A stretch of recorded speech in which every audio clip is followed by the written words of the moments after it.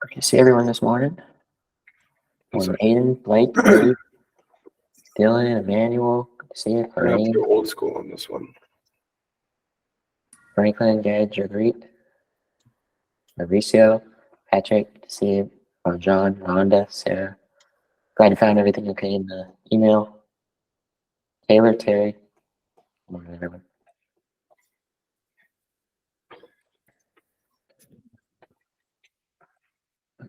Just give a couple minutes for people to file in this Sunday morning. Hope everyone's having a good weekend so far. Let us know where you're at in the chat, where you're from, what time it is.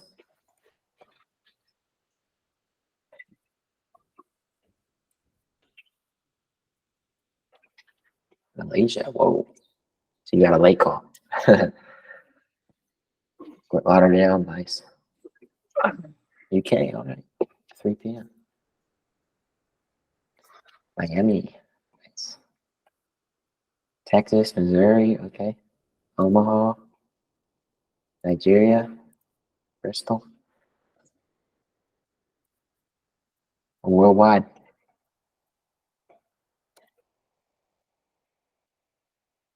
Luis, good morning. Sean, good morning. Georgia, Terry near Savannah. Oh, Savannah's nice. I like Savannah.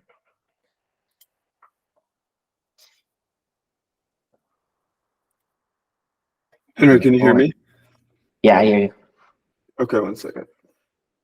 I gotta figure out why my Good morning, Kate. speakers weren't working, so I now have to just go old school with my headset. But good morning, everyone. Sorry, I'm a little late to the party. I see we've got a lot of people from a lot of different places. Sure did. It's good to see everyone.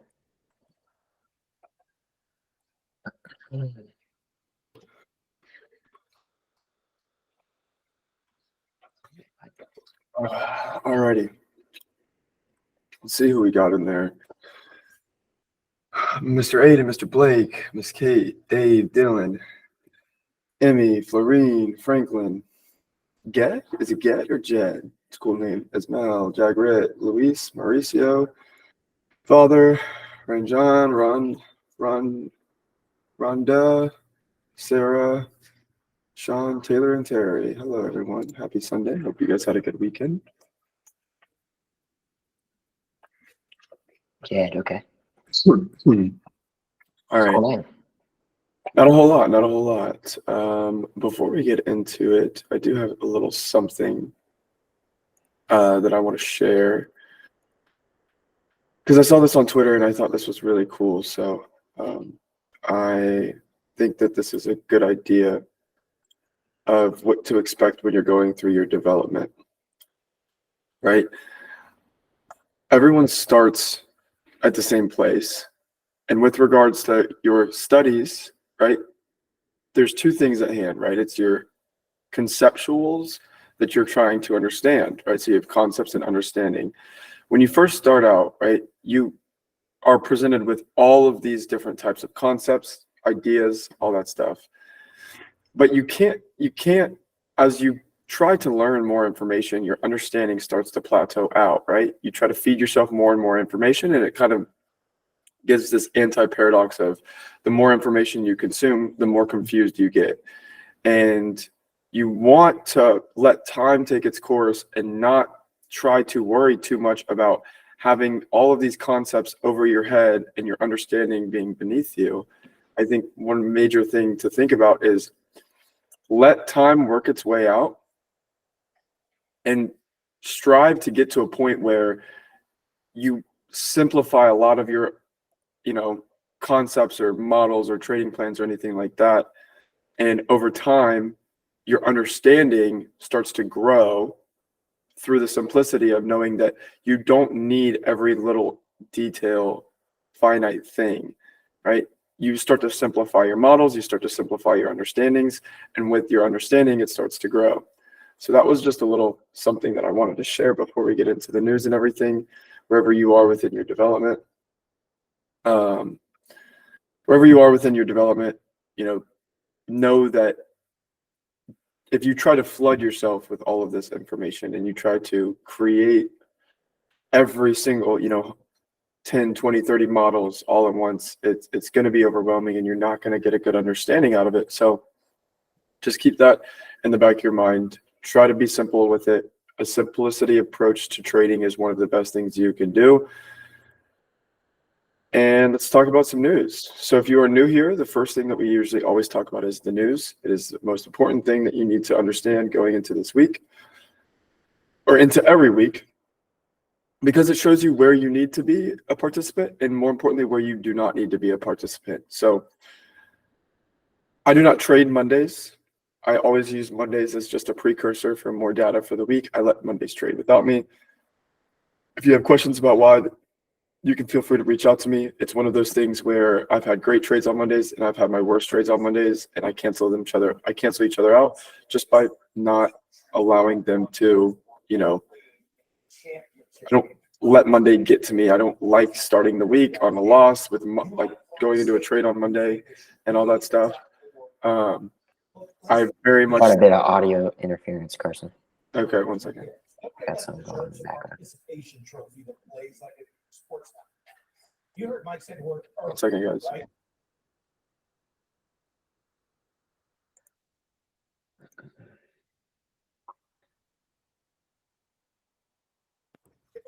Can you hear me? Yeah, that's better. It's still faint in the background, but it's better. Okay, sorry, my roommate just turned on the TV downstairs. But I don't like Mondays, right? It's a precursor. It's a precursor, and I don't really think it's worth giving up a lot of my momentum that I could potentially have for the week. That's just me as a trader. So I let Mondays do its thing.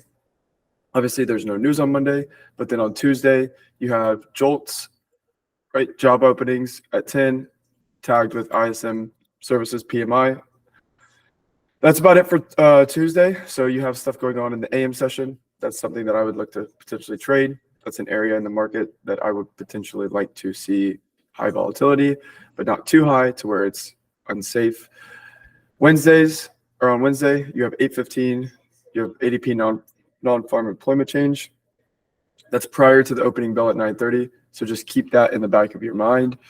Thursday, December 7th, right? You've got unemployment claims at 8:30, and then you've got, obviously, Friday, you have average hourly earnings, non-farm employment change, unemployment rates, and then you have preliminary consumer sentiment at 10. The idea behind this week, though, with it being non-farm payroll week, if you're new and you don't really understand what's so good about, or what's so kind of crazy about this week, is non-farm payroll on Friday. And if you follow Michael, you would know that, this is, he calls it NFP protocol week, which is the idea that all of your trades should try to be completed by Wednesday, right following the AM session. So around noon on Wednesdays, when you should try to know that a lot of the probabilities go out the window going into Thursday, even Wednesday PM, and especially on Friday. So you want to just be a student then, right? You could be a trader on Monday, Tuesday, Wednesday, AM session, and then let Wednesday PM session, Thursday AM, PM, and Friday AM and PM. Let it play itself out. Just be a student, study, all that good stuff. Now, I will say, even though I don't trade Mondays, if there was a Monday I would trade, it would be on a week like this week, right? Where we're not focused on actually being a participant in the back half of the week, and we're actually being a participant either Monday, Tuesday, or Wednesday, right? I still do not like to trade Mondays. I'm very fickle with it, and it would take so much for me to actually participate.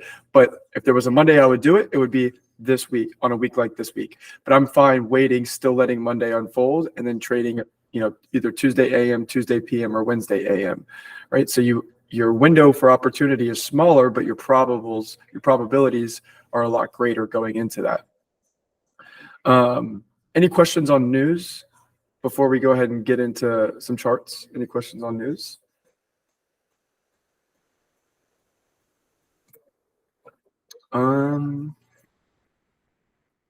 All good? Okay. All right. So let's go into some charts. If you are new here, kind of what we do is I'll do a thing on the dollar, and then Henry will do a thing on ES and then NASDAQ. If you ever want it vice versa, or you ever want my specific take on ES or Henry's specific take on dollar, let me know, let Henry know, just let us know, and we could flip-flop for the day or whatever the case is. We're twin identical with the way we see the markets. So what I usually see on ES is what Henry sees on ES, and what Henry sees on dollar is what I see on DXY. We also are always constantly talking about our analysis and my analysis versus his analysis. And I know what Henry's going to talk about on ES. He knows what I'm going to talk about on dollar. So we're very tied in that concern. So if you would like us to, also look at other things too, please type in the chat throughout our analysis and as we go through charts. If there's something that we don't cover that you want us to cover, we'd love to cover it for you on this call.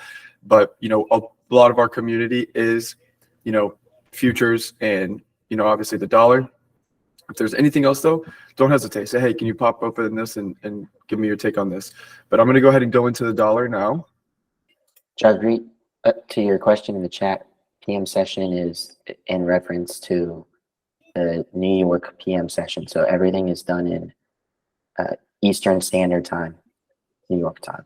So right now it's 10:13 a.m. So when we're talking about closing up shop on Wednesday, that's in reference to around 11 a.m. or 12 p.m. Eastern Standard Time.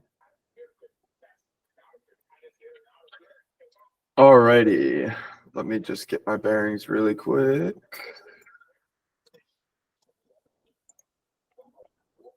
Got a new monitor yesterday, so none of my apps were open. Okay, we're back. Let's talk about some charts. Okay, so since we have a little bit newer audience in the crowd, I'm gonna start from the monthly, work my way down. Dollar on the monthly, right? So where are we coming from? Well, if you look on the monthly, we have a SIBI right here, right? And one thing that I really want to know is just last month, being November, how we pushed away from and closed here, right? So we had this monthly SIBI. Now we pushed into it, created a beautiful swing point, and we're pushing lower, right? If this was a 1 minute chart, right, it doesn't matter what the time frame is. It's just mattering what is being printed in front of me narrative wise. I would look for this low to be taken, right? This would be an area for a potential draw on liquidity, right? So on a monthly time frame, this is where I'm aiming for price, right? Why would I aim there? Well, one, obviously it's a low, right? We had just with regards to this market structure, this is the most recent monthly low. But if we look at this BISI that we delivered off of, noticed how we left a piece open, right? Notice this opening, this little tiny piece of that, right? That's inefficient, right? And if you actually look below it, there's another one right here.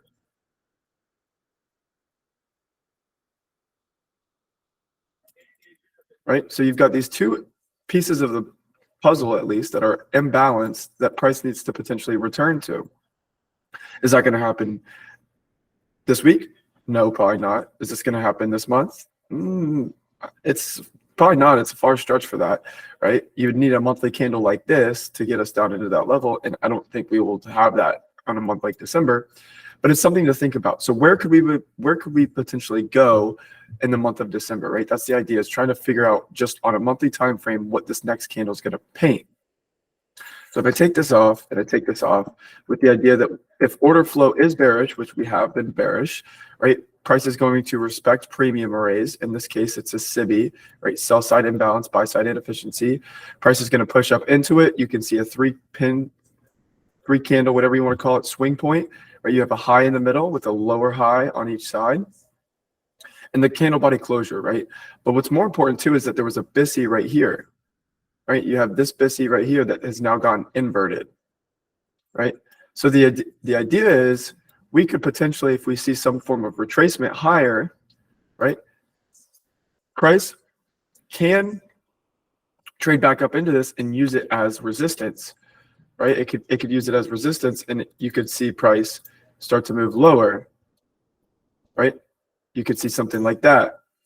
And that's something that I'm keeping a note for if we do decide to actually on, the daily or even the weekly or the 4-hour, if we start to get a little bit of relief going higher on dollar, my eyes are going to start with, on a monthly time frame, my eyes are going to start with, 104,500, right? That 104,500 level.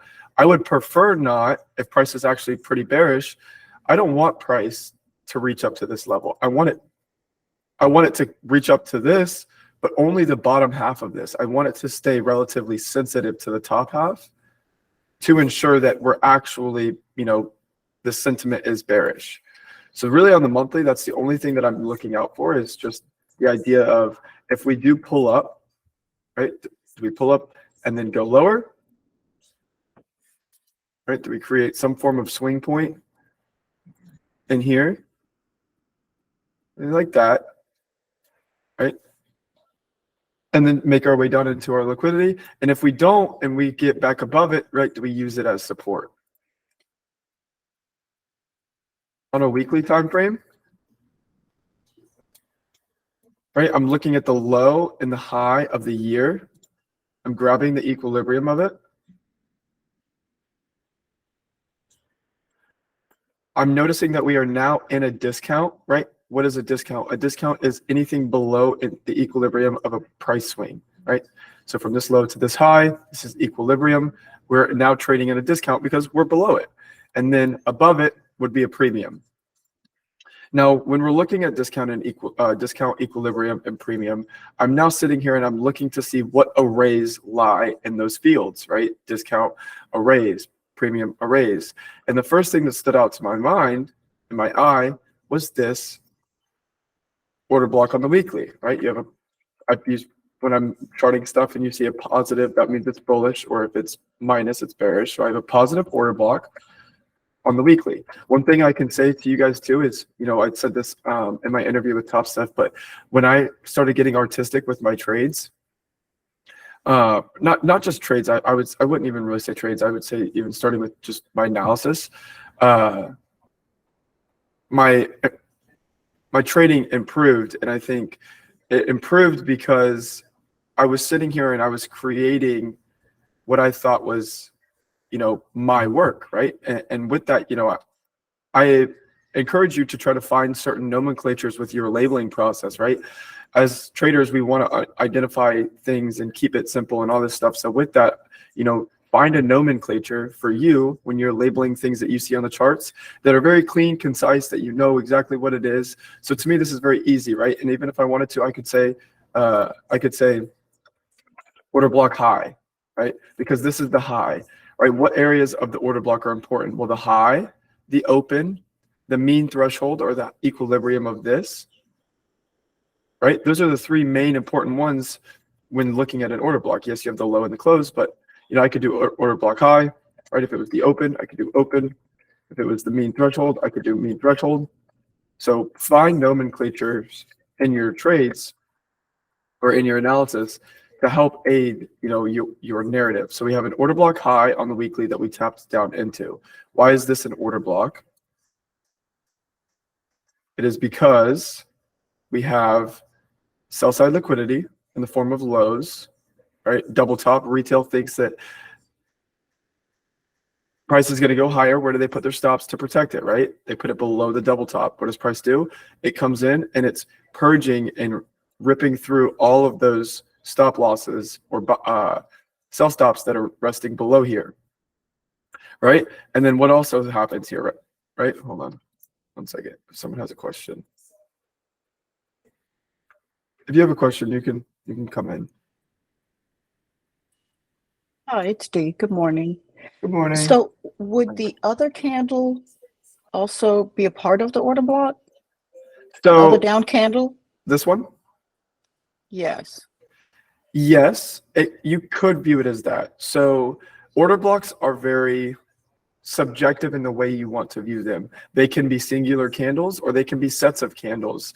I like to prefer, in this instance, this one is very clean to me, just a singular candle, because I'm looking at when price was up here, it's above the highs or it's above the lows, And when this candle opened, this was the singular candle that did it. Now, overall, if you wanted to, right, if you wanted to use this whole idea as an order block, you could, but the accuracy behind it, it's not, right? If you go on a monthly, you would basically just want to use this whole monthly candle. But you want order blocks to have, that you want them to be, Michael calls them beefy. You don't want an order block, you do not want to have a whole lot of wick. It should be a one big candle. The candle body should be large with respect to the candles around it. So you see how most of this candle right here is just wick, right? I want the candle mostly 80–90% of the candle to be a body. So when I go down onto a weekly, right, all of these candles are relatively small compared to this one, right? This was the large candle. So to me, out of all of these, and this one being the last one, and this one being the actual one that took the lows, I'm going to use this one as a singular candle because it's got almost no wicks on either side, very small, tiny wicks. It's got a very big body to it. It was the actual candle, right? When price opened, it was above the highs or low. Excuse me. When price opened, it was above the lows. When we closed, it closed below the lows. So to me, I identify this. So over time, it's something that you just try to work with regards to how you want to view it. When I'm on lower time frames, sometimes I'll use sets of candles. I would say when you start to get on higher time frames, the singular candles are going to be more what's as accurate. And I think it's something that, you know, will help with regards to when you're viewing the candle and the anatomy of the candle, right? We've got the high, we've got the open,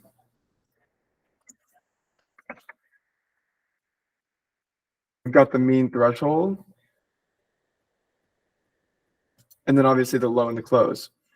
So when you're looking at this stuff, and with regards to, you know, order block theory, and this specific discount array, right? The idea is that price is sensitive to the mean threshold of it, which means you're going to want price to but you're going to at least watch to see if price can basically go all the way through into this point, but the second a candle body closes through it, the mean threshold of it, you kind of, it doesn't fully always invalidate it, but you really are trying to watch to see if price just delivers into it without closing below the mean threshold to it, if that makes sense. But to answer your question, I would say as higher time frames go, use singular candle bodies, even though you can on some time frames, dependent on the scenario, look at a consecutive, you know, amount of down closure or up closure to view as an order block. But in this case, I would say that this one should just be the one that you should be looking out for. That's a good question, though. You've got a question from Louise too. Would you consider the Monday, July 3rd candle a breaker? Monday, July 3rd. It's on the daily, probably. Hold on. Monday, July 3rd. I would not consider this the breaker, but you're close. Maybe a weekly chart. Weekly. Yes. Oh, so yeah, you're looking at this. Yeah, yes, you can identify that as a breaker. I would also look to see though. There's two breakers here, right? You've got a small breaker in here, which is, I think that this is what you're outlining. I think you're outlining this, which is a breaker, yes, because you have a low, a high, you take out the low, and then you take out the high. So there is a breaker here. There also is a breaker right here. And the reason why I'm also still bearish is this is a bigger breaker, and we've already pushed through that. We've already kind of invalidated that, right? Breakers, they're supposed to be really sensitive with regards to the specific candle that you're using. You can see we've already slipped through it. Now, we did dip into this one, and this one has an order block tied to it, which is why you could see a potential run. But I like the way that it's already invalidating some of these discount arrays, because that's showing me that we are still bearish. And if we were really bullish on ES, right, we would have just came in here, and went higher. But we didn't do that. We slipped and kind of fell a little bit there. But to answer your question, yes, this is a breaker. And in and around that area in July that you were talking about, yes, that's kind of where breakers form. You also have a bigger one here in May. So with regards to DXY, obviously, okay, we tapped into this order block, right? Took lows, closed, and then ended up taking all the structure coming up into here.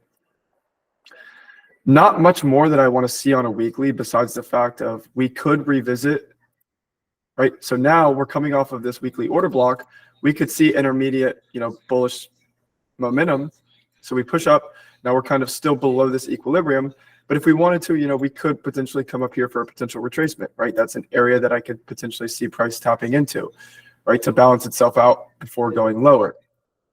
It's just a matter of how we're going to use December, right? Are we going to use December as a retracement month as we push higher, and do we use most of the month to just make our way up here? Or do we not necessarily reach up there and we start kind of going back down to the downside? When you go to a weekly or a daily, excuse me, this is where you're going to get a lot more information, right? So we now have, if we're looking more on intermediate day-to-day structure, right? This is our current price swing, right? You have this high to this low. When I look at that,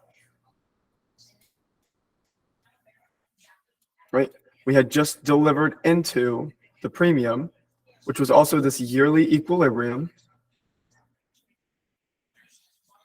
and pushed away from it going lower and closed, right? So as a trader, right, we've kind of gotten into this point where you can see in here we've got low, high, low, high, low, high, right? I have to, as a trader, anticipate what? A low, right? I would be a fool to anticipate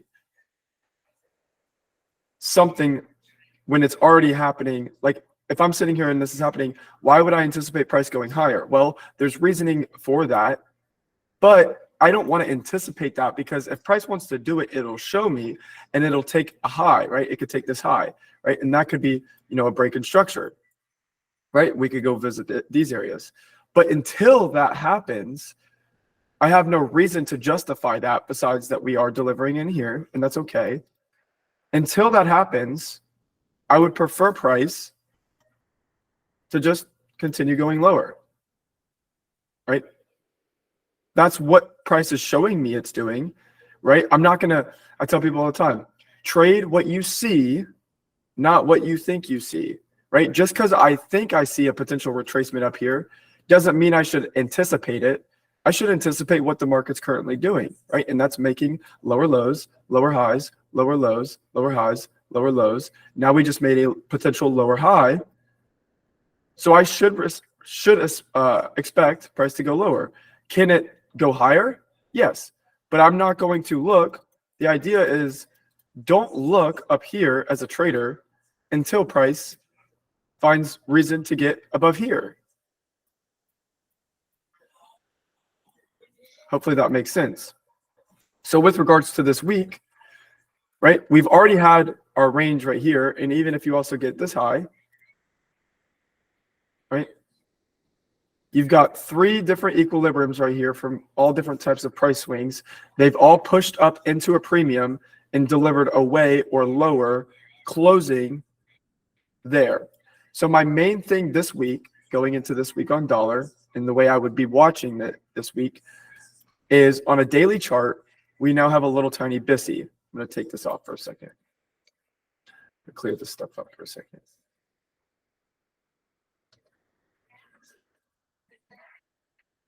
So my eyes go here to this high, and I would prefer price. If we're going to go lower, I would prefer price for right now, this week, right? Stay below this. If we go above it, super easy, simple adjustment. My eyes go here, right? And I look to see if we push up into there and then go off of it, right? That's a super easy adjustment if that happens, when it happens. But from there, I'm looking and I'm seeing this volume imbalance. There's two things here, right? There's this volume imbalance.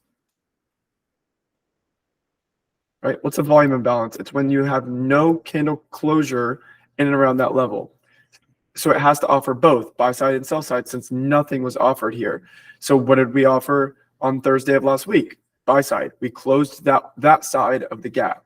Now we need to close sell side, which means we need candle body closure in the form of down closure to offer that too. Oops. I did not mean to do that. Sorry about that. So from there, right, I'm expecting to see some form of down closure through that. When we get through it, right, we could potentially use it as support, or excuse me, resistance, my bad, right, and start making its way down there, right? So that's something that I could use and watch to see when we finally close back below this area and we push back up into it, watch to see how it uses it as resistance. Another area that's relatively close to it is this BISI, right? With the idea that, yes, you could come up, you could come into here, right? You could come into here. You could potentially play within these levels, right? You could play within these levels. But if and when price does choose, you know, let's say it comes in, comes back, we finally break through it, right? This is where I would be waiting to see it potentially on ES, another run higher, is when we close on the daily back below this, we come up and we retest it as support. Let me get a sip of coffee. We close through it and validate it as a BISI. We use it as inversion and we come and test it as resistance and then make our way lower, right? And my only focus right now is price delivering to this low, right? Once it gets to that low, yes, where could I start to look, right? I could use this rejection block. I could use the, right? I could use the consequent encroachment of this rejection block or mean threshold of the rejection block. So when we go below this low, where could my next target be? How far could it stretch? It could come down here before you get another little bounce, right? Then it could maybe come back up here, something like that. But notice how I'm not, and then obviously you have relative equal lows down here.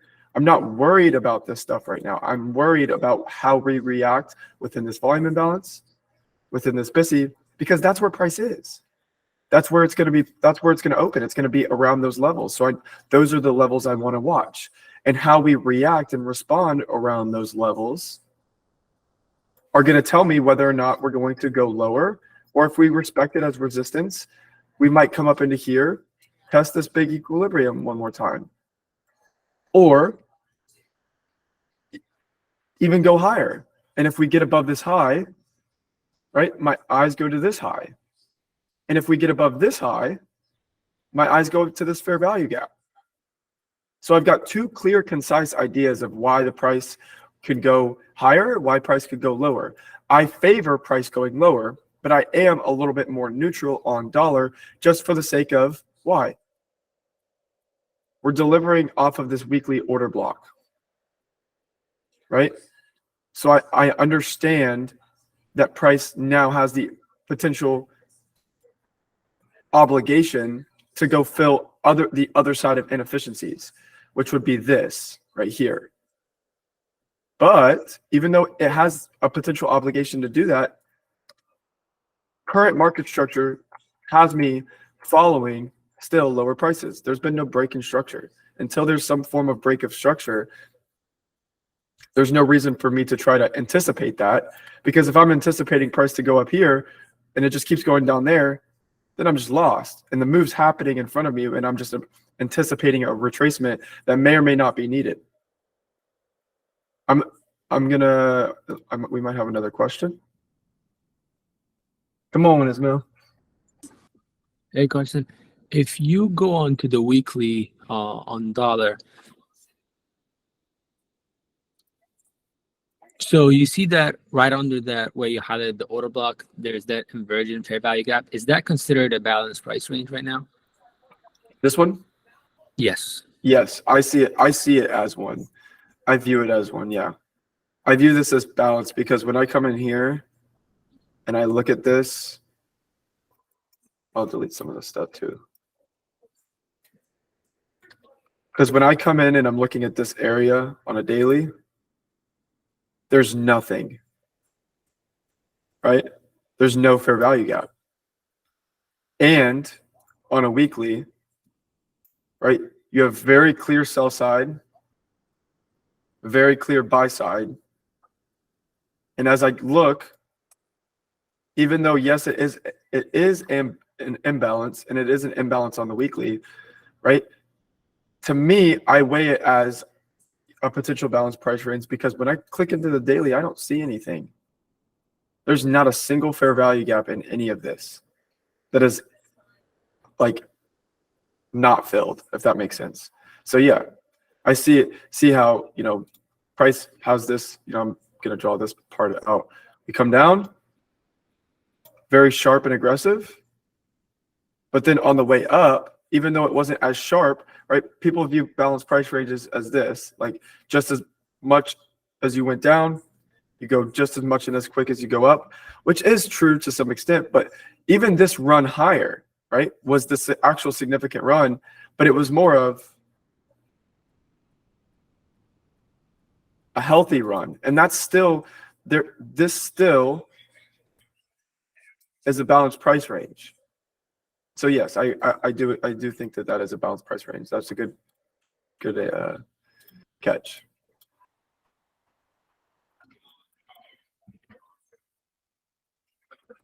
So one more Alrighty. thing, but Yeah. you're only counting that little part where there's a busy. You're not counting the whole inversion of that SIBI. No, it's how you like to trade it, right? It's how, Okay. because this BISI is inside of that SIBI. So if you guys aren't sure what he's talking about, he's basically looking at obviously this BISI, but you also have this SIBI right here, right? And it's the idea that this SIBI is now potentially going to be used as inversion. If we deliver back into the SIBI, right, the idea that this BISI is in there shows me potentially that, well, out of this whole SIBI, if price was going to deliver to a specific area into it, it's probably going to be the one where it's imbalanced. You know what I'm saying? Like it's allowing you to refine it. Now, you might say, well, Carson, you were just talking about inversion. And with inversion, you basically were saying how you don't want that bottom half or that opposing side of the fair value gap to be, you know, sensitive. Yes, that's true, right? It shows the tendency of order flow and the strength behind the sentiment. But there are plenty of times where price comes and just fills the whole thing, right? And that's very well what we could do, right? We might not go and take this low on the monthly yet, but we also might find reasoning to, before we even come up into this fair value gap, we might still just be in the middle of this run. We might not come up here until we fill something like this. And then from there, right, go lower. That could potentially happen, right? We can't expect price to try to get to these levels relatively quickly. It's December too. So, you know, with regards to the yearly range, do I think that the yearly range is put in? Yes, I do. I don't think we go below this low prior to January 1. And I don't think we go above this high before January 1. I think we stay in here. So it's the idea of, do we reach into this level before potentially either breaking it or going higher, or do we pull up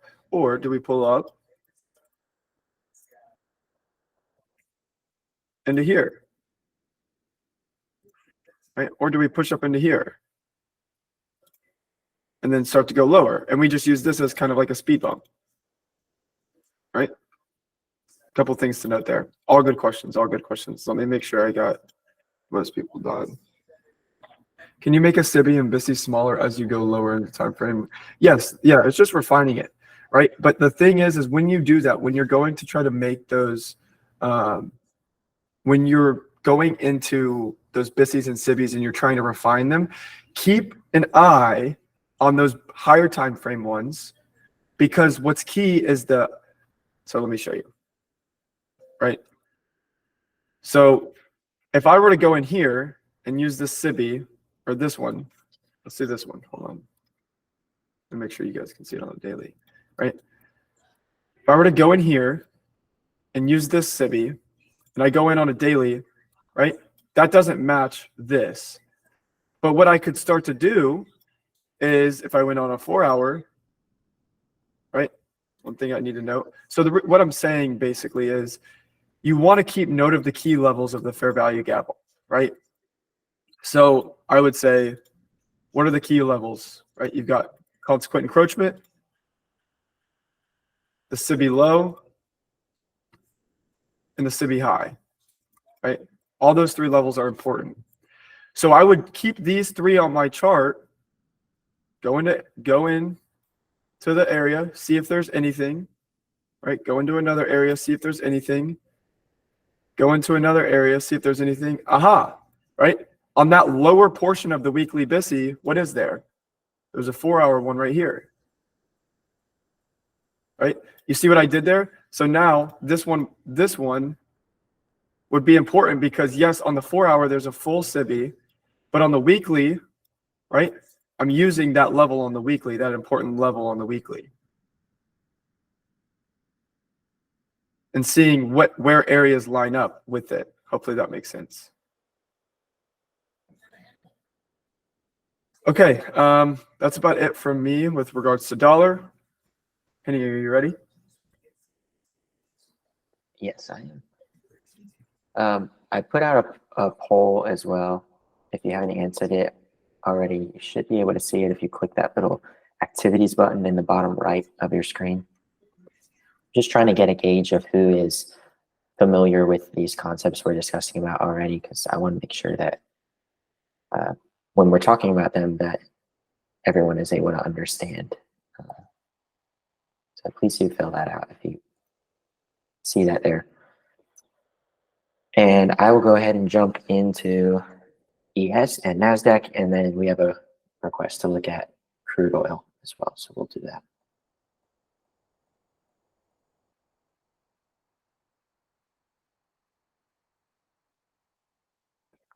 Go ahead, Dylan. I see your hand raised. I just had something to add on TradingView. If for those people that have a lot of problems like finding fair value gaps and order blocks, what actually helped me was using an indicator called Smart Money Concept. I'm not sure if you're familiar with that. That actually helped me figure out where the order blocks are, the previous day highs are, the equilibrium is at. You know what I mean? Yeah, So that's good. Just wanted to throw that out there for anyone who, just. I'll go in and find that indicator and I'll put it in the chat for y'all. Great, yeah. I think just to touch on some of those indicators, I think that's if you're new to these concepts and you're starting to just understand how to see them on a chart, like how to identify a fair value gap, the separation between these candles right here, those indicators can be really good for that.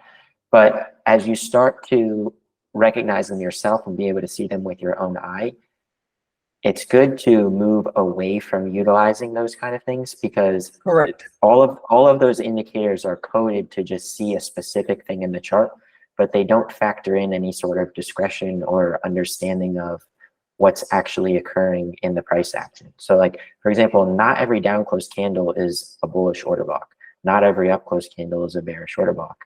Not every fair value gap is one that you want to pay attention to. And so if you have an indicator that marks every single one of them on the chart, it can add a lot of confusion. But I do agree with you, Dylan. If you are starting to just learn to recognize these things for yourself, those indicators can be very helpful. Thank you. Yeah, thank you for mentioning that. Okay, we'll jump into ES here. Let me check the chat first, see if we have any other questions. Okay, looks like we're all good. All right, so I like to keep things really simple in the analysis and really just focus on what's the draw on liquidity, where is price coming from, and where is it going to, right? So when we're talking about where is price going to, it's only ever doing one of two things, right? It's going to liquidity or inefficiencies. That's it. That's all price is ever doing. It's just going to a liquidity area or an inefficiency. So like you can see down here, we're on a monthly chart on ES. When price was making this move lower, where was it going? It was just going to under this swing low right here. Because anyone who is long throughout this is going to put a protective stop order in the form of a sell stop under this low to protect their positions, right? And so if there are sell stops resting above here, large players can get short up in here, and then there are willing sellers down here in the form of sell stops for them to buy back their short positions under this low. So if they're short, they have to buy it back to cover, and it's easy to buy from a willing seller under this low. And now we have the opposite thing happening, right? Now that sell side liquidity has been purged under this low, we've begun to work up toward this high. You can see that we still have this full monthly candle to form. There's 26 days left in it, but you could see that if this candle continues to work up toward the buy side up here, we would have a new fair value gap formed right here between this candle's high and this candle's low. It's not there yet because this candle hasn't closed, but you can see that it's potentially forming, and that can help shape your idea of where price could go to next as well. Right? So now that sell side has been purged down here, and we're starting to move up toward the buy side, you can see that the next area that would make sense to reach for is going to be above this high, right? Because just like large players can short up here and cover it back down here, they can also use this area with the willing sellers to be a buyer under this low. And so with the expectation that price is going to go up here, they can buy sell stops under this low and then look to sell their positions above this high. Remember, because if anyone got short up here, expecting to buy it back down here, then they have to put a buy stop order above this high to protect their position. And so there's willing buyers above this high. And anyone who's short is going to have a buy stop and would be stopping out. And anyone who's going to trade this like a breakout would be buying it above this high. We are looking to be buyers down here and throughout here and throughout here, and then to sell our position up here to willing buyers. Okay, so just when I look at this chart, I'm expecting that I'm not calling it in terms of a month or the next month, but just where are we looking for price to go to next, right? And that's going to be above this high up here. So you can mark out your buy side liquidity at 46.85 and a quarter, and that's where we can expect the price is likely to continue working toward next. And remember, when we're looking at draw on liquidity, we're just having a understanding for where price can work toward. So you don't need price to trade all the way here in order to have a profitable trade. You just need to know that price is going to move in that direction. Hey, Henry, you got a question. Someone asked, does this bias mean you would only look for long opportunities on lower time frames? Yeah, good question, Jay.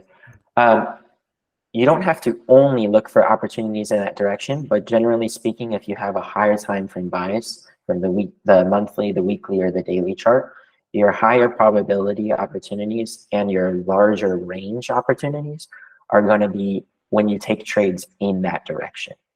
So while you could find short opportunities within that, if you take those, you want to treat them more as a scalp opportunity or a very short-term play, because the larger or the higher time frame bias has order flows supporting a bullish bias. And so the more expansive moves are going to be higher, not lower. From here, we can drop down into, let me just make sure that it's marked on the weekly. Get rid of that. We can drop down into a weekly chart. And then we're just looking for the same things, right? So we can see sell side was taken down here. Now we have from the monthly chart an idea that price can trade to up above this high. And you can see how on the weekly chart, we've been expanding off of this low. We created a new fair value gap down here, which is confirming that bullish order flow, right? The separation between this candle's high and this candle's low creates a new fair value gap right here in the form of a BISI, a buy side imbalance, sell side inefficiency. And then another one was created here, and another was created here. And this last week, another one was created here. So when you're seeing all of these inefficiencies being created, that is showing that order flow is continuing to support a bullish idea and continuing to work higher.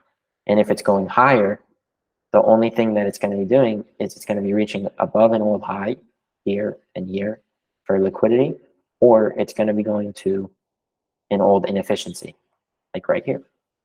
See the separation between this candle's low and this candle's high is a SIBI, sell side imbalance, buy side inefficiency. And note when price goes up above this high, it's just referring to this area. And that's where we delivered last week. So now that that has been delivered above this high and into that inefficiency, you can see it traded all the way to the high of it and just a little bit above. Right there. We can now expect that based on the monthly chart, price is likely to continue working up toward this high up here. But now that some liquidity has been purged and this inefficiency has been reached into, it's possible to see a short-term retracement. And so that's why we pay attention to the inefficiencies that are being created below price as an area for price to return to and then continue working higher. Right?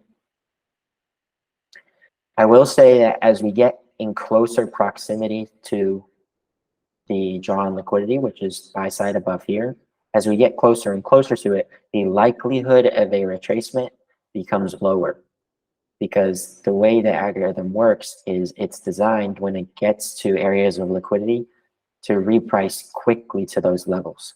You'll notice as we extended up toward here and got close to this high, there wasn't much of a retracement, right? Like look at this last weekly candle. This inefficiency had been formed right here on this candle's closed. And then when the next candle opened, it didn't even return to this inefficiency at all. It just moves quickly up above the buy side right here. And so as we get in closer proximity to this, then you can expect fewer or more shallow retracements instead of deep retracements down to here. So while this is possible and this is still possible before reaching up to the buy side, we have to look at what's going on the lower time frames as well to get a better idea of is this retracement likely or not. And so from here, you can go into a daily chart. And I'm just going to remove that line to make things a little bit more clear. You can see that inefficiency there.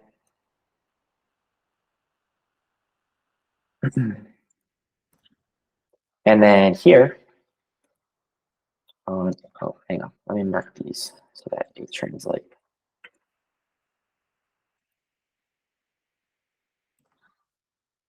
All right, so now we're on a daily chart. These boxes below are weekly inefficiencies. This one was as well. And you can see now on a daily that on Friday, right here, we started to move away from the previous candle and trade up into this inefficiency, which creates the opportunity for a new fair value gap to form.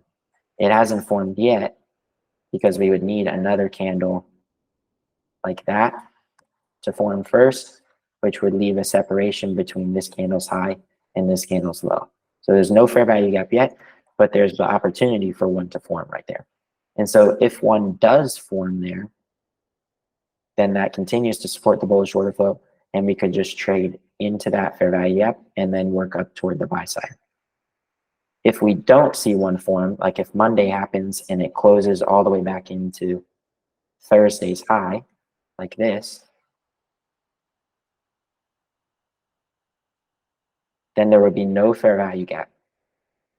And if I don't see a new fair value gap form, that means that we're using a fair value gap down here and trading away from it, but we're not creating any new displacement, which would then make me lean back toward the idea of price having a retracement into a higher time frame inefficiency, which would be the weekly chart right here. Okay, so you can use Monday to help you gauge that idea, right? If we create a new fair value gap on Monday, we can just return into that and then continue working up toward the buy side. But if we don't create one, then we could likely return down into the weekly inefficiency down here. And if we dig a bit lower, then into this one here.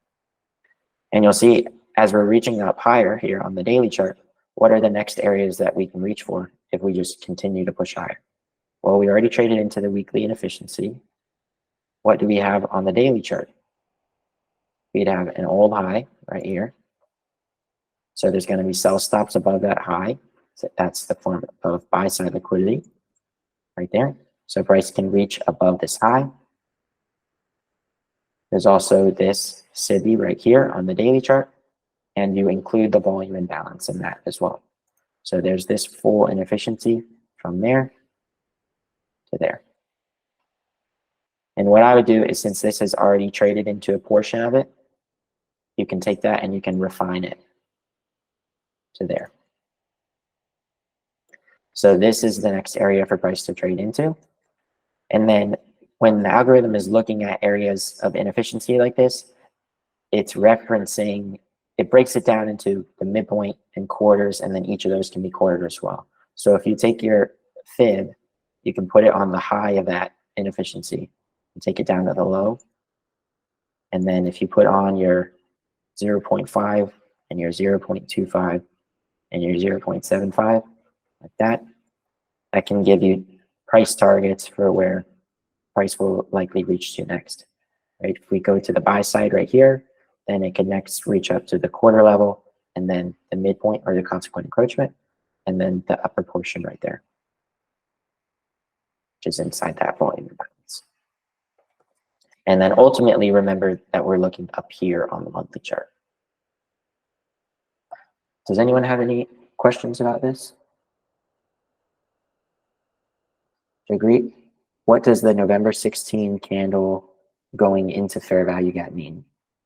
Would we assume there's still orders since it didn't go above 50%, or how do we approach a breach into fair value gap?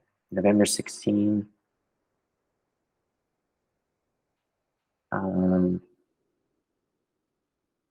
16. Oh, here. Yeah, so this is on a daily chart. And so it already referenced this area on the daily chart, right? But we left a weekly inefficiency behind. So price is going to refer to the highest time frame areas of liquidity and inefficiency. So we traded into here, but if we don't see any new displacement and new fair value gaps form off of that, you can return back into this area, into here and into here. But it was already referenced here, and then we could potentially see a new fair value gap form right here, which means you can just continue working up toward the buy side. Does that make sense? Did I answer your question? So this signature right here is called institutional order flow entry drill. It's just a partial entry into a fair value gap. So I'll just refine this to the daily fair value gap right here. You include when you see a fair value gap and it has a volume imbalance with it like that, you include the volume imbalance as well. So here, this is institutional order flow entry drill because it's just a partial entry into this fair value gap that does not even reach to the consequent encroachment, which is the midpoint right there. So it's just a partial entry, and that's more confirmation. When you see that happen and price trades higher off of it, that's more confirmation that price is very bullish, right? Because if it's exceedingly bullish, it only dips into it a tiny bit and then continues to work higher, right? Just like if it traded a little bit lower and stayed in the upper portion of this, that would still be fairly bullish. If it trades all the way down to the low, while it could continue to work higher, that's a less bullish scenario. Terry, on the fair value gap, it's interesting that it tagged the 0.25% of the weekly and then going up. Are you referencing?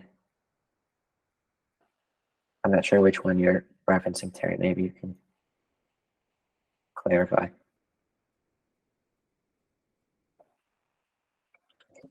Oh, this weekly here?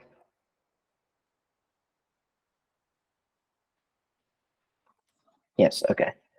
Yeah, so you can see that happen. The only thing is this was not technically a fair value gap yet, remember? Because a fair value gap is going to be that 3 candle structure. We need 1 candle, then the displacement candle, and then the 3rd candle. So there's not technically any fair value gap here until this candle closes. But it is interesting to note that within that displacement, you can see lower time frame displacements and still have an opportunity to participate. And that's something that I use in my trading as well, right?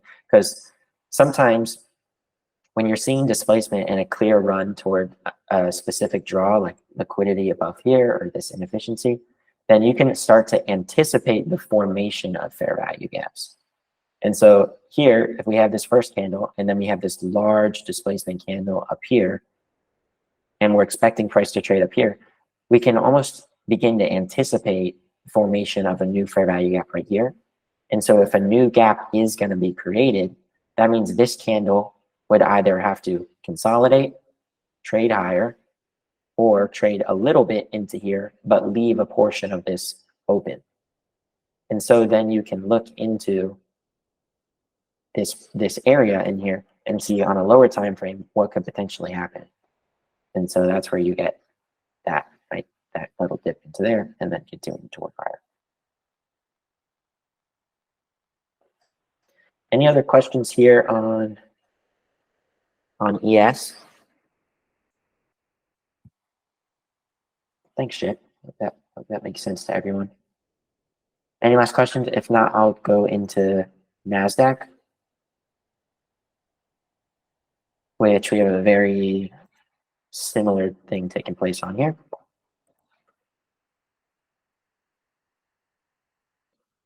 I hope this is making sense to everyone. Please let me know if it is, or if you need a deeper explanation of anything. I'm happy to do that. I'm going to go into NASDAQ now. So same thing happening on NASDAQ. We can see that it's in very close proximity now to the monthly high. So the likelihood of reaching up to this high is pretty likely. And you can see here too that when we had this retracement lower, we had 2 BISIs right here. Right, we have this one right there, between that candle's high and that candle's low. And then we have this one here. And something interesting to note, and do your own back testing on this so you can start to see it for yourself. But when you have 2 BISIs like this, or 2 CIVs if it's bearish, what you can look for is if the first one does not hold up and you start to see closure beneath it, then you can expect price to move into the next one, but not only to move into the next one, but to likely move to a point where there's a second PD array overlapping. And so what does that mean? That means that if price doesn't trade into here, it can trade into here, but where can it trade inside of this inefficiency? It can go to where there's 2 PD arrays overlapping. So here we have an old high, and we have the fair value gap. And if you draw price out to there, where does it go to? Exactly right there. Just a little bit past it, just a little mohawk. So price trades down to there, doesn't even reach to the midpoint or the consequent encroachment of this BISI. So it's showing that it's still very bullish. note where the bodies are closing and opening up here. They're not even closing down here. They're closing in the upper portion of the fair value gap. And then there. And then price is trading higher away from that. I'm going to remove that. And I'm going to take that one off. So now we're moving up toward the buy side up here, potentially forming a new fair value gap if this doesn't get closed in. We're already in such close proximity to the buy side up here that my expectation would be before this were to be closed in, price is likely to continue reaching up here. And you also have the previous monthly candle now too as well. So you have buy side above this high. So your next targets based on a monthly basis can be this high and this high. And then going down into a weekly chart, you can see how price traded right into that old monthly high, right into the volume imbalance as well right here, and then is working higher, creating new buy side imbalances on the way up right here, right here, right here. And then you'll see that last week, price did not trade into that inefficiency. So it's continuing to show bullish sentiment by the fact that it did not even reach back down into there. And then it closed right around the midpoint of the weekly range. So just based on the weekly chart, you want to have this inefficiency marked on your chart as an area that price can trade into, and then continue to work higher toward buy side up here and up here. And then we'll go down into a daily chart. And we can see right here, I'm gonna remove this one, or no, I'll leave that one, take this one off. So you can see that in last week's price action, price came up and traded above this high, which was the previous week's high, and then came back off into the range.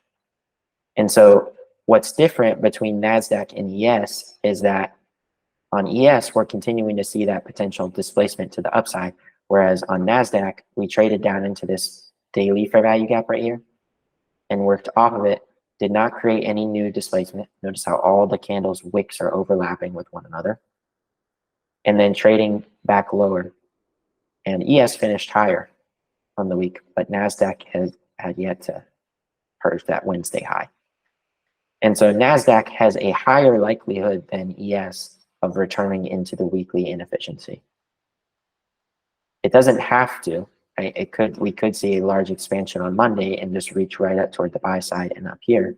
But you have to be open to the fact that NASDAQ could have a retracement into the weekly inefficiency down here before continuing to work higher. So what we want to see on Monday is, does price consolidate in here and maybe work a little bit lower, or does it start to reach up higher toward the buy side? And that can give you a good idea of what's likely to occur as we move into the rest of the week. And just generally speaking, this is where we want to have our eyes as a target.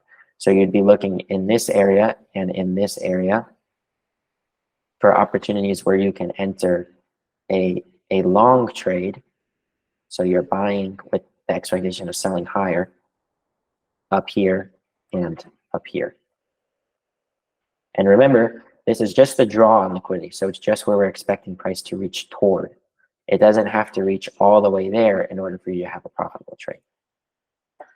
Right. I got a couple questions in the chat. Rhonda, is there any benefit to charting the continuous contract versus the current contract? I always chart the continuous. Should I do the current instead? Yeah, you want to chart on the current contract instead of the continuous one, because you're going to see the important inefficiencies and PRAs that will only appear on the current monthly contract, and that's what the algorithm is referencing to. So you're going to have different inefficiencies if you're looking on a continuous chart. So yeah, you want to chart on the current one. And right now on NASDAQ, that's NQZ 2023, and the expiration for it is on the 15th of December. So when we get closer to that date, then you'll transition to the next contract, which will be NQH 2024.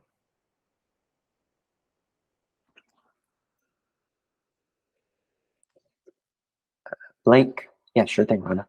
If NASDAQ revisits the BISI and ES does not, would that give you confirmation of bullishness on ES? Yeah, absolutely. So when you're seeing inefficiencies form, but price fails to even return to them, that's just showing exceeding bullishness or exceeding bearishness if it's the opposite. Right? So if there's no need for price to even come back to an inefficiency, you can expect that it's going to move quickly toward the target.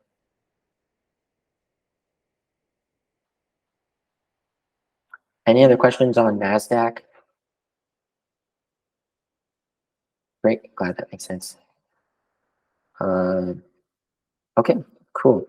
I think that is it for here then. I know we had a quick question about crude oil as well, so we can look at that very briefly, and then we'll jump into our next thing. So this is the current contract. I don't trade crude oil, but I can just look at it just in terms of the price action we're seeing here. And Carson, you can give your take as well if you have any thoughts on crude oil. So here you'll see on the monthly chart, price traded up toward roughly the midpoint of this wick, the bodies, and that's your rejection block as well, right? At this swing point and above the highest body is your rejection block. So you can see that price traded into there, the body's closing at the low end and then working back down here. And on the monthly, potentially a new SIBI is being created, sell side imbalance, buy side inefficiency. Hasn't been created until this candle closes, but you see a separation between these two candles. And we're working down into a monthly BISI, which is right here, between this candle's high and this candle's low. And so you see here on the previous month in November, price already traded all the way down to the low end of it. And then to start out December, price traded back to the high, referenced the high, and now is working back down toward the lows down here, right? So on a monthly chart, we can see that price is in a larger inefficiency, but is continuing to work lower. And so the way that I see this is you have to be fairly neutral on it at this point, because we're in the roughly the middle of the range, right? If I take my fib from the low to the high up here, you can see price is already in a discount. So anything below equilibrium is a discount, and anything above is a premium. So we're already in a discount and we're in a higher time frame inefficiency. So on the lower time frames, you can find your bias on the lower time frames, but based on the higher time frame, I'd be fairly neutral on this at this point. So I'd wait to see if price finds displacement back outside this to the upside, or if you get monthly closure below the low of it. If you get this candle closes below the low, then you could start to expect a draw toward the previous monthly lows down here. Okay. On a weekly chart, you can see that we created a small SIBI up here, right there. This last week reached up but failed to reach to it. So that's showing on the weekly chart some exceeding bearishness. You'll see too that now we're getting candle closure below the midpoint of that monthly BISI. So just looking at this on a weekly chart, my next expectation for the draw on liquidity would be under this candle's low, the low end of the monthly BISI right here, and then this low if it's going to continue working lower. And if you see displacement continue through this low, then price can work down toward this inefficiency here. Okay. And then from there, going down to the daily chart, you can see price ran above this high. So you had a stop run up there. That's opportunity for smart money to get short inside of a daily SIBI right here. This candle's low, this candle's high. Actually want to include the volume imbalance in that as well, right there. And then trading off of that, creating a new volume imbalance right here and working lower. So you can see that price is just continuing to work down toward the sell side. So next, I'd just expect these levels. There, I'd watch the lowest body here as your rejection block, as a target. If you had a short trade in here, these are areas where you could take partials. And then below that low, I'd look for right here, this weekly inefficiency. The one thing I will note is it's important to note on the monthly chart how price is trading in here, because if you do start to get displacement off of it to the upside, you have these relative equal highs and the weekly inefficiency, which is right here, that has yet to be returned into. But if you do start to get closure down through here and closure inside this inefficiency, then what this looks like is a market maker sell model. So you have an original consolidation right here. And if you're fairly newer to these concepts, you'll get an understanding for this over time. But for some of our folks who have been doing this a little while, you can see the sell model, right? Original consolidation, accumulation, reaccumulation, your smart money reversal up here, and your low risk sell, distribution, redistribution in here, and then sell side liquidity under these lows.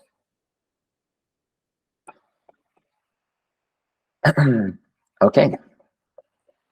Carson, do you have any thoughts on CL? No, I'm Crude good. oil? Yeah, I think that those lows get taken. I think you start going into the low 70s.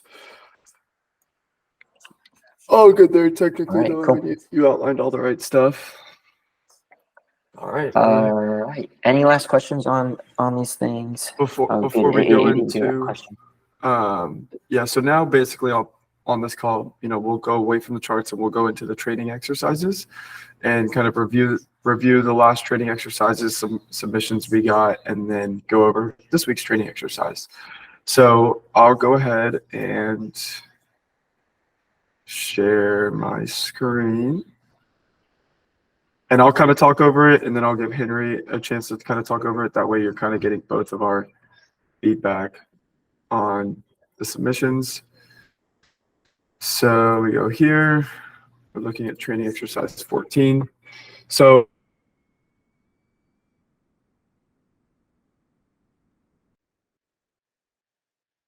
shorter than usual with a bank holiday on Thursday. Any day besides Thursday is open for trading. This week's objective is to find a trade either above any specific type of open if you are short, or below any specific type of open if you are long. This is to focus on the idea of the power of three concepts with accumulation, manipulation, and distribution. In your journal below, make sure you identify the daily open with retrospect to your entry.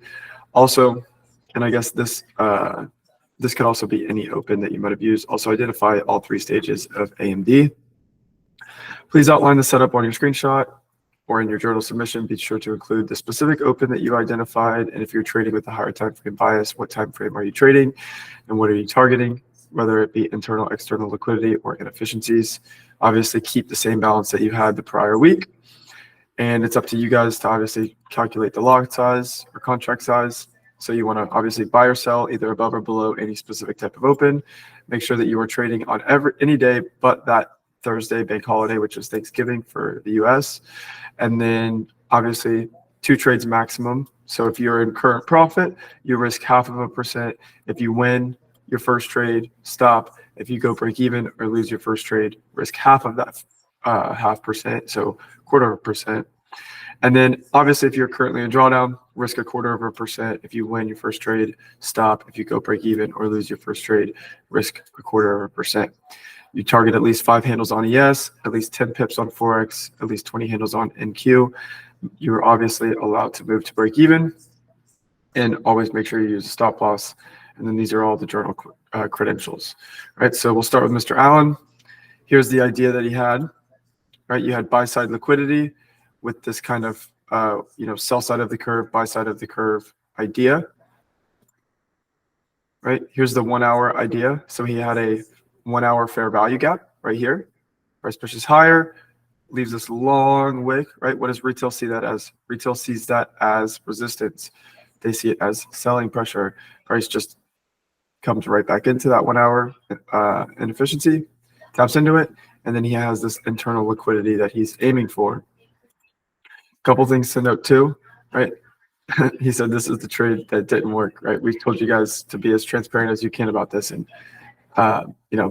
they're really good at at doing that. So idea that he would partial here, he would partial here, and then just to be safe, he'd partial here, right? So this is the area that he's buying. So price comes back down into this area, grabs these lows that are internal liquidity, right? He didn't like the fact that the equal lows that are there, right? And I agree with him. That's something that I don't like as a trader either, right? When both sides of the market, when the liquidity is clear, both buy side and sell side, and you can't really clearly state that one has been actually taken fully, it's hard to be in a trade with the idea that you know why it could go against you because there's relative equal lows, right? He sees the overall trend going up, but I just don't know if price has to go lower before going up, which is perfectly fine, right? He buys it there. He doesn't feel comfortable in the trade. He sees that there's a SIBI being inverted, so he takes out here.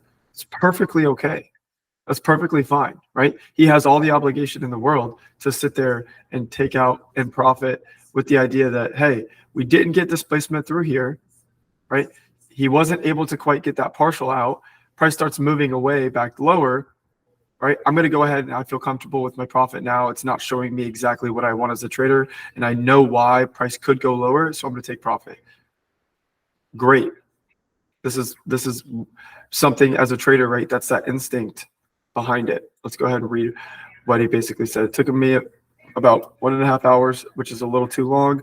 This did actually feel kind of forced onto the next one. So, you know, obviously in hindsight, you can see that your direction played, right? We ended up going and taking 45.97, right? We delivered to these areas. But I agree with you, right? With this condition and how we've been talking about all the seek and destroy templates, right? It's good to note that, you know, you didn't get what you wanted when price was at a point where it was kind of make or break for you. And I totally agree of sitting here and not trying to force something, even though you said it felt forced. It really doesn't look like it was forced, because to me, it looks like you got in an area that you wanted to get in at. You saw certain areas of the market that you wanted price to trade to. When it got to that point and didn't show you what you wanted it to see, you're in profit, you closed out, right? You made money, right? It was a profitable trade, right? So I think that's great. Like, even if it did go up without that, that's perfectly fine. That's just study, right? What you're doing here is you're managing your risk, right? You're making sure that you're kind of capitalizing on profit, even if price doesn't show you, right? All three partials didn't get hit, but you were willingly able to close your trade, right? And I would say two things you could do.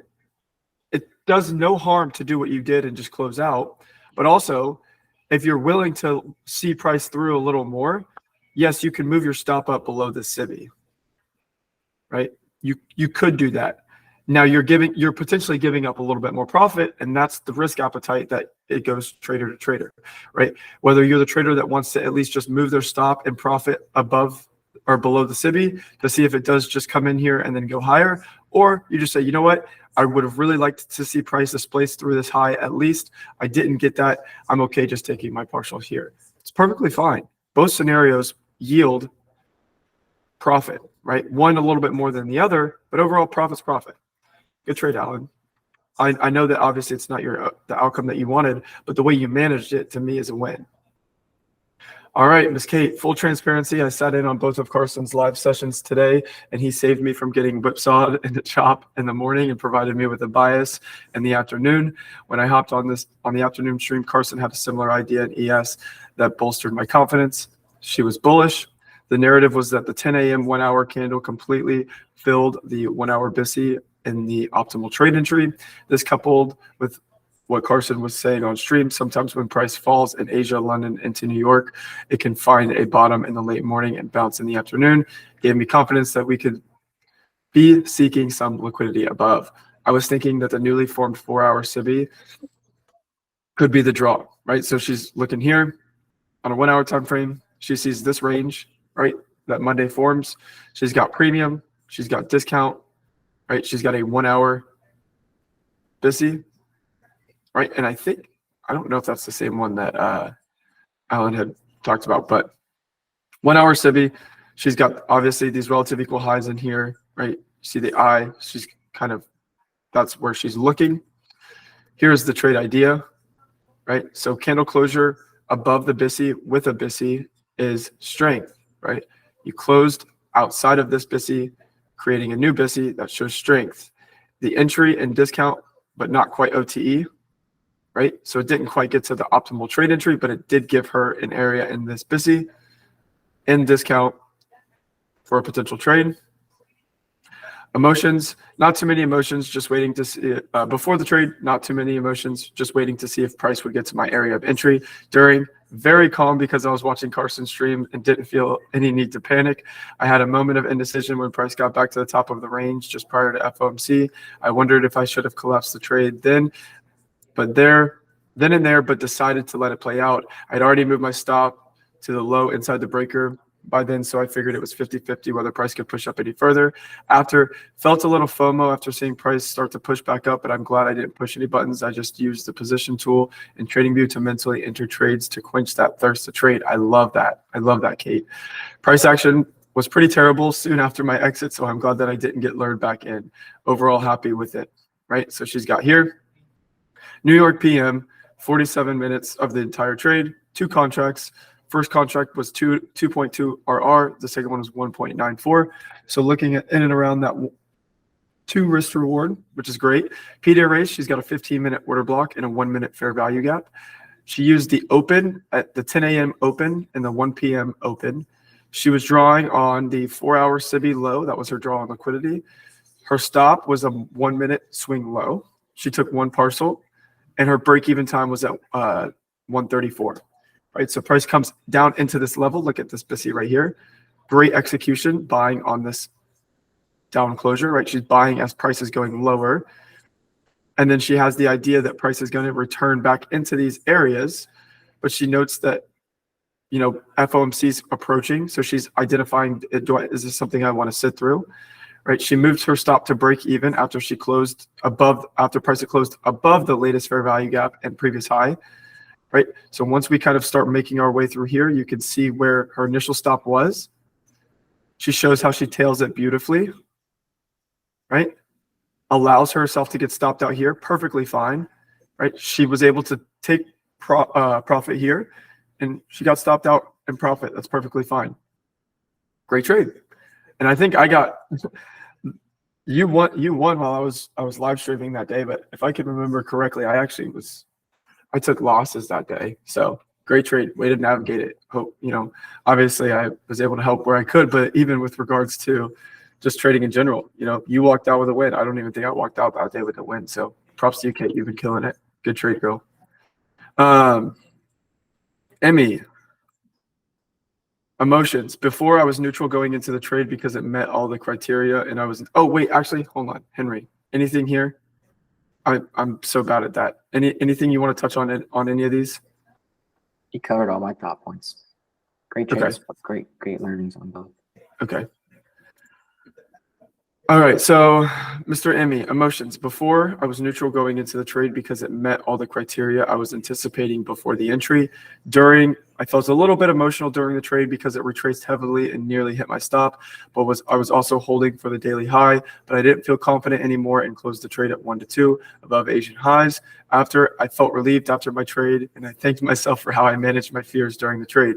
It was a 1 hour and 25-minute trade. He used the London kill zone. Right, he's got accumulation in here, the manipulation below the accumulation, the distribution through the accumulation, right? He's got Monday's opening, Monday's opening, or midnight open, Asian highs, obviously buy side liquidity up here, new week opening gap, right? Good thing to outline. He said that he saw that price would go higher into buy side liquidity, so I waited for price to drop below midnight open, and I also utilized the new week opening gap to frame the trade. Price consolidated until 3 a.m. candle expanded, forming silver bullet entry, and then I entered on a retracement. Great. I love it. Great trade. Look at you. I love it. Notice how he doesn't shoot for the buy side liquidity up here, right? He doesn't have to get all of that. He likes the Asian highs. It's in his range. Great stop placement, right? You have reasoning for the stop placement because of the power of 3 concept, right? You saw the way it delivered in and around the new week opening gap. You read that power of 3, great. Stop goes below the low of the manipulation, Price retraces back into this area. You see this BISI right here too, right? Overstretches it a little bit, but that's okay. You have plenty of room to breathe on your trade. Stop placement was great. Gives you, obviously you dealt with a little bit of heat in here, but overall, after that was done, and after you tapped into this order block, price relatively gave you an easy run higher, which is great, right? Here is his entries. You can see that he got in a little too early, right? And that's perfectly fine, right? Got in a little too early, just trying to fight something, but then and that's perfectly fine. Sometimes you just get off sides, happens, right? You can see he's got relatively tight stops, and that's okay, keeping risk short. Overall, he was able to find his entries in here and take it to where he needed to be. Great recovery. Right. Yeah, really good recovery here. Notice how you're not letting, you probably started to realize what you were trading in here. You let price show you that direction, right? You finally were patient. You let it go here, right? You didn't try buying throughout this whole run. You let it show itself. You were patient. You let it retrace back into this area. You were confident within your stop, so you were able to pyramid also in here as price is coming back into this BISI, and it was able to give you a good run. Great stuff. You got some more feedback there. All righty, so that's basically kind of what those training exercises are. This exercise specifically, it was on a short week. I didn't even get to do this one. I was kind of away for most of the time. I was actually trading live earlier in the week on some live streams, so I apologize. I was not able to do this one. But for the ones that did it, thank you guys. I know you guys got it helps you guys and it helps us. So if you're new to this community, please take some time and try the training exercises. It doesn't matter which one you do. You could start with this week's, right? So this week's training exercise, let's go over it. So we wanted to basically, for this week, we wanted to make sure that we have since we have a lot of, a little bit more new faces in the community, kind of start out on an even keel. We're coming off of a break. It's NFP protocol week. So basically it's a very simple task this week, right? It's NFP protocol week. So please ensure that all your trading for this assignment takes place prior to Wednesday, December 6th at noon. Since we're getting back into the swing of things, this assignment is relatively open for you as the trader, right? Utilize your model or your trade scheme to see, this gives us an opportunity, if you're new, to show us kind of what you look for or how you trade. So use it how you want, trade as comfortable, trade as you feel comfortable, how you like to trade, what time frames, whatever the case is. The only restriction on this assignment, so it's very open, the only restriction is that you must have all your trades finished by 12 p.m. Eastern time on Wednesday. I will add that, go ahead and edit that. So you have Monday, all day Tuesday, and half of the day on Wednesday to trade. From there, we want you guys to just study after that, right? We don't want you guys to be a participant in the market. Make sure you outline your setup, screenshot your journal submissions, just like you just saw. Please sure to include all those details that you guys saw in there, right? The idea is to just show us your model. Let us know a little bit more about you as a trader so we can start to figure out what other assignments we could cater to help all of you guys, right? Trades are accepted on Monday, Tuesday, and Wednesday until 12 p.m. 2 trades maximum for the week. If you obviously are new to it, and you're not in profit or loss, just start here, right? Just start by risking 0.5%. If you win your first trade, stop for the rest of the week. Don't take another trade. If you go break even or you lose your first trade, you have the opportunity to go right back in. That doesn't mean immediately, but just you have the opportunity to have another trade at half risk. Obviously, if you're in drawdown, just continue to risk that 0.25%. If you win your first trade, stop, slowly build that drawdown out, lower and lower and lower. And then if you go break even, you can still go back in again. Target a specific 4-hour liquidity pool or inefficiency.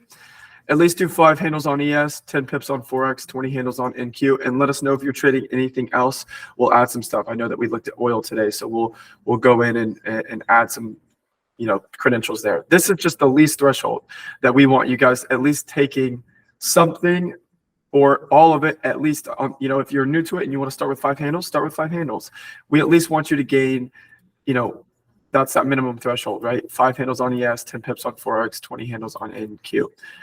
We always like to see how you move, how and if you move things to break even, so we can start to see if there's ways we can give you tips and tricks with that. And then always identify where you are using a stop loss. If you're not using a stop loss, you're gambling. If you're on this call and you fight the idea of using a stop loss, that should be number one priority, is using a stop loss, right? Use a stop loss. You might not know how to use it. You might not know where to use it. That stuff can be fixed. There's solutions to all that stuff, but you always need to use a stop loss. If not, you might as well go to the craps table or the roulette table and gamble. There's no reason for that. And obviously, just all the things that you should know, right? How long was the trade? What was the size? What was the risk to reward? Time of day, right? All this stuff. And if you don't know how to journal and you don't know any of this stuff, right? Utilize this as practice for your journaling, because this is what, we do this because this is how I journal. This is how Henry journals. This is how you're supposed to journal. These are all the things that you're supposed to kind of journal throughout your process. So you open up a demo account, right? When we first started this, we all did $100,000 demo accounts. Some are still in drawdown, some are in profit. And then, over time, use that as a track record and document all this stuff. Let me make sure we're all good here. Axel said, if you don't trade ICT concepts yet or just started and don't have a model or feel overwhelmed, ask questions and post in the group section. Let us know how you trade. Yeah, great, Axel. Yeah, let us know if you're new or if you have the community, not just myself and Henry. We're really wanting to help you guys out wherever you guys are in your trading. So if there's any questions, comments, concerns on charts, the exercises, the communities, feel free. You can type in the chat. You can come on the mic if you'd like, but this is basically kind of how we handle our group calls. We go over news, we go over the charts, and then we'll go over the exercises. And, sometimes I get into rants, sometimes I don't, whether it's psychology based or if there's anything that you are comfortable with bringing up to the stage right now that you want to ask myself or Henry about things that you're dealing with in your trading. If you would like any little advice, tips, tricks, right? Don't be hesitant. Don't be shy. We're here. And I'll read the chat also. I know we got some people typing in the chat. Jed said, I just started live trading unsuccessfully last week. Is there any benefit to trading the micro over the mini? Is it just so you can take smaller trades and scale in and out with smaller lot sizes? Henry, you want to get that one? Yeah, just 1 second. I'm just sharing You're this good. area here. Because I remember you had gotten asked that the other day and had a really good question to it. Or a really good Okay, answer. is there any benefit of trading the micro over the mini? It's just you can take smaller trades, scale out with smaller lot sizes. Yeah, so the benefit of trading the micro, and first off, I'd recommend if you, I don't know what your past trading experience is, but if you're still developing and back testing and learning to understand your model, the best opportunity for you is going to be to trade with zero financial risk in a demo or paper environment. But if you are starting to trade live, I do recommend starting with just trading a single micro and focusing on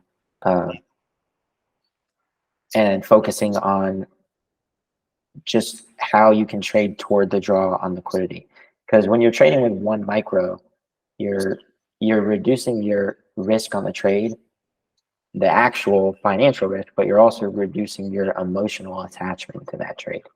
Because if you lose 5 handles and lose $25, then that's all right, right? You're not trading a mini and you're losing $250, and you're also going to be able to trade from a bit of a broader perspective.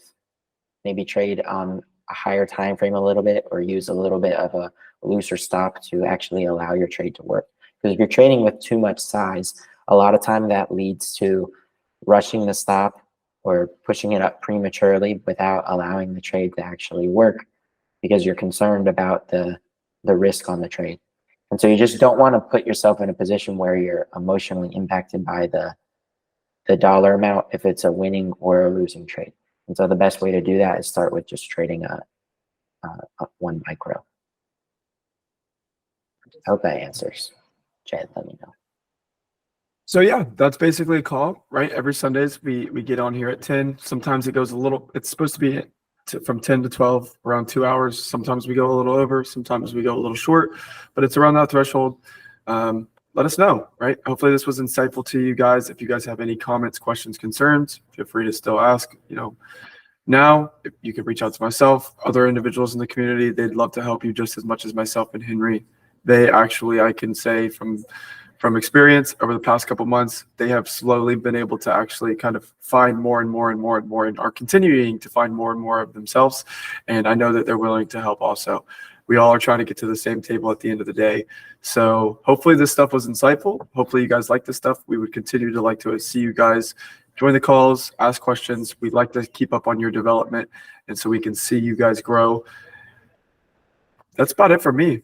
I don't really have anything too crazy to end the call.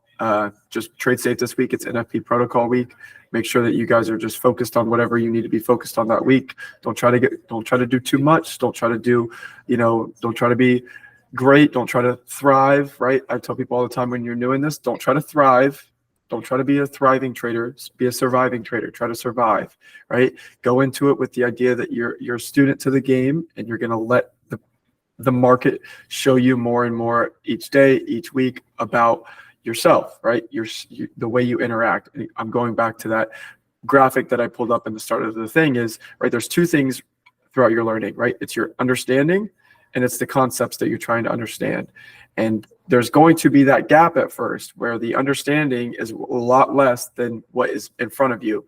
But over time, if you let time do its thing and you work consistently towards it, and you start to simplify certain things and not look at every little thing, right? And try to figure out what stands out to you specifically and simplify that, your understanding goes higher, right? And you start to really understand what's going on and what holds weight to you in the market. Other than that, yeah, not for professionals, NFP week. So make sure that obviously when Wednesday comes, following that lunch hour session, I know I'm a broker and record on it, but just be a student. I've traded plenty of NFPs. I've done all that stuff. I haven't traded an NFP in years. There's no reason to do it. Trust me. If you have a hard time fighting that, it's actually a super easy thing to get rid of. Is when you get into a community like this and you see how much other traders who do this stuff, you see how easy it is for them to not trade that. You're just like, oh, like, okay, like this stuff is nothing for them. They're not even fighting the urge to get in on NFP. No one wants to do that. It's like not cool, if that's the way you want to put it. Like, it doesn't matter who you are, how much money you make. If someone were to show me and say, hey, I just made X amount of money on an NFP, I'd say, why? I'd say you're probably going to lose it on the next one, right? I've won NFPs, lost NFPs, blown accounts on NFPs, all that stuff. Do not trade NFP. If you're thinking about trading it, that's the thing. Not even just NFP, but even just the two and a half days leading up to it, just don't trade it. Watch it, study it. You might see great trades, study it. You might see terrible price action, study it, right? All the trading should be done in the first half of the week. That's the safest way to go about it. Other than that, that's it for me. Ismail, you got something? Yes, I believe someone in the chat was asking, I think it was Sarah, asking about how to study ICT. And I remember I was so early in the year, got mixed up in numerous amount of things to study. If you go into ICT's tweets and search how to study ICT, I think he put them in the best order where everyone should start. I think he starts with the 2022 mentorship. Then he puts some things other than that in the list. I think that's where you should start, and just stay away from Twitter. I'll also, myself or Henry, we'll go find that specific thing on Twitter and we'll post it in firsthand. And that's another reason why we have firsthand social too, is there's so much on Twitter, right? When we're talking about that thing of concepts and understanding, when you go on Twitter, you're getting everything, everything ICT, but then also everything outside of ICT and everything outside of trading. You're getting everything thrown at you. How do you know where to start? How do you know where to actually build something? That's where we want to develop this. It's very small, but over time, we're very trustworthy in the process, that we do believe that we can get a lot of traders on this platform coming in and posting good things that aren't distracting, right? It's all trading related. So we'll make sure to make a social post about that in here too, about the proper way to potentially go in and start. I had gotten a couple other questions about that too. So I'll make a social post on here about a proper kind of action item list of where and how to start kind of getting your ground on ICT stuff. Great question. Awesome. Thanks for that, Ismail. Anything else? Anything else? Comments, questions, concerns? All righty. Would you guys ever go over order flow and delta later on? I personally, you know, I know a little bit about gamma, theta, delta with regards to options, but I don't really do options. It's not my thing. I don't look at deltas. I don't look at DOMs, depth of markets, any of that stuff. I strictly just ICT concepts and price action. That's all I do. I really don't like to talk about things that I don't know. I can always go, you know, if you have someone specifically that you might want to talk about it, that, you know, we could try to get them on. But order flow, I can talk about order flow. We can go over that on, you know, the next couple calls. I'll mark it. And, you know, it can be a thing. We can even come out with a video for it. But with regards to delta, no. But order flow, yes. I have an understanding. And order flow can be used in so many different various ways. But I can show you how I interpret it and how I view order flow and what I use it in my trading for. But delta, never used it. Not a problem. Any other questions, comments, or concerns before we let you guys go? I want to thank you guys too for hopping on, right? You guys spent 2 hours with us on a Sunday. I want to say for the 20 plus, 30 plus people that joined this call, you're doing the right things. I applaud you. I give you respect, right? You're doing what others won't to get what others don't. And so I think over time, you will start to find yourself, right? It doesn't take hours. It doesn't take days. It doesn't take weeks. It doesn't take months. It takes years and years. This is a forever journey, right? Don't try to get it now. Just have your default emotion be joy and be joyful of the process and have fun, right? Have fun, right? It's not just, you know, you'll get a lot out of these calls, but once these calls are over, this is just 2 hours a week, right? Where it's 2 hours a week and then it's 15 to 30 minutes on Wednesdays. So no more than 3 hours with us, right? And you need more than that each week, right? You've got to be able to find time by yourself to go do back studies, all this stuff. And even if you're just outside of the calls, asking other people in the community or reaching out to myself or getting a one-on-one or whatever the case is, use that to your advantage, right? Don't just come here, take what you get out of here, and then just go trade, right? You need more study. You need to identify yourself as a trader and what you see. What's a good book you recommend for trading psychology? I've got lots of books. All right. This is not a trading book, but this actually helped my psychology. And I will put it in the chat. It is called The Way of the Peaceful Warrior by Dan Millman. And yes, Trading in the Zone is a classic. It's a very good book. But if you're wanting something that's not just, I like Trading in the Zone. I think everyone should read it as a trader or listen to it. Audiobooks are great. But I like a psychological book, not a trading psychological book, because a lot of our psychology has nothing to do with trading and everything to do about ourselves. So I want to understand myself, right? I have an understanding of the charts. I want to have an understanding of myself. So The Way of the Peaceful Warrior, I'll type it in the chat. We're getting some other book recommendations in here too. Way of the Peaceful Warrior. And no, man. I've got other book recommendations too. I love reading. Yeah. So yeah, you've got The Mental Game of Trading, The Way of the Peaceful Warrior. Yeah, Atomic Habits. Atomic Habits. James Clear, that's a good one too, around Yeah. habit building, making systems for yourself Best- to Best loser be able to do wins. things effectively.